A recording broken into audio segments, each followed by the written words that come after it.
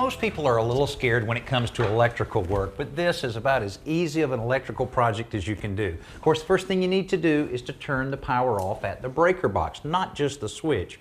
Once the power is off, then you can remove the fixture very safely. Now, the fixture we had here wasn't necessarily ugly, but just kind of inappropriate for a small dining room like this. So we took the globe off, the bulb off, and removed the fixture. And like so many times when you're doing a little remodeling project, you find something that you didn't want to find. Well, we had no idea that under the fixture that the ceiling would be unfinished. But we're going to turn it into a positive by installing a ceiling medallion that'll make it look even nicer than we'd imagined.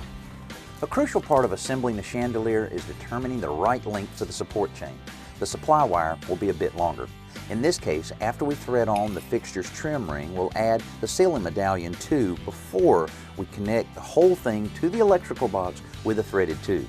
The electrical connections are made next using wire nuts before the medallion, and then the trim ring can be pushed up to the ceiling. A lock nut threads on to hold them in place, and the chain hook goes on just below that. The perfect complement to a chandelier is a dimmer switch, so we're installing one here while we still have all the power turned off. But be sure that you select a dimmer with enough capacity for the fixture you're installing.